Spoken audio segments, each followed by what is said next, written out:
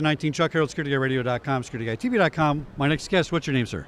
David Barnard with RS2 Technologies. And what's the name of your website? www.rs2tech.com. All right, and what do you guys do? We're an access control software manufacturer. We code to the Mercury hardware platform. We've been a Mercury partner for over 20 years, and we're one of their Platinum Elite members. 20 years. I mean, that's like Smithsonian age for IT stuff. Just about. I was like 5 when we started. What are your vertical markets? Who do you guys serve the most? Our big verticals are we lot in the K through 12, the university marketplace. Oh, okay. But we've do some things with international banking, petrochemical, a wide range. Now, for some reason, I've heard about you in the education space. Why is that? Is that one of your strong vertical markets? It's definitely one of our strong ones. George Mason University, Rutgers, quite a few of the large universities across the country. And how do you handle your hardware nowadays? I've seen some new technology that's wireless, they say, for access control. You go to a university, it was built in 1899. How do you hook that place up? I mean, big challenges in some of the stuff. And that's a big thing. We were one of the first major access control companies to adopt the wireless, the IP, wireless locking hardware from ASA Abloy. We also do work with the Allegiant hardware and the Salto, both ship and sell us.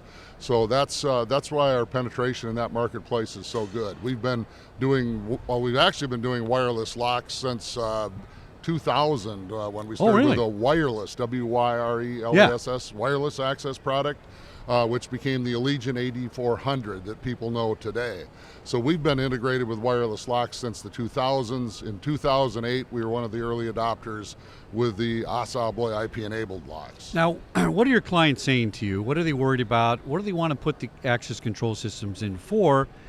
The university, kids come and go. That's probably not the reason. Is it to prevent something else? Are we looking at workplace violence tie-ins or zoning for safety zones, or what is it? Well, again, access control almost from day one has been about getting rid of the brass keys. Right. Okay.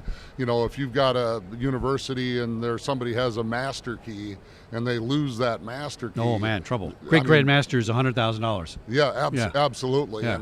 And unfortunately, the university doesn't always get rekeyed, and if we've got access control in place, very few brass keys, it makes it that much easier. Somebody loses a card, within minutes it's departitioned and not in service. The person gets a new card and they have the same access that they left with. How are we looking with bring your own device? Are phones now becoming the ID card?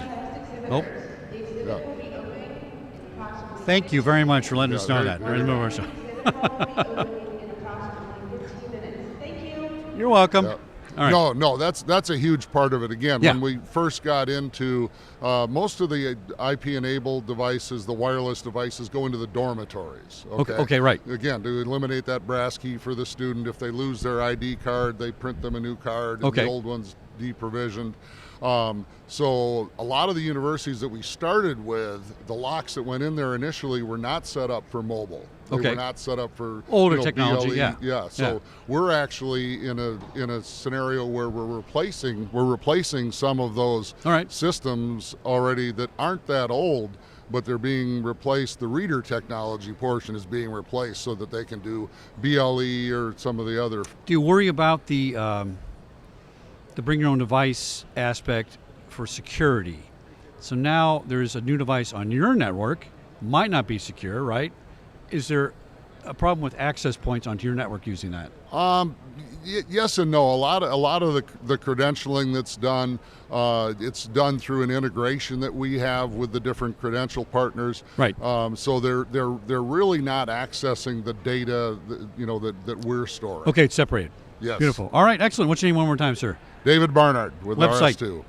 www.rs2tech.com. Thank you very much, Chuck. Thank you, sir. Very good. Bet. Looks like we're a success in our first broadcast here at GSX 2018 live from Chicago. Chuck Harold back in a minute at GSX 2018. Take us out.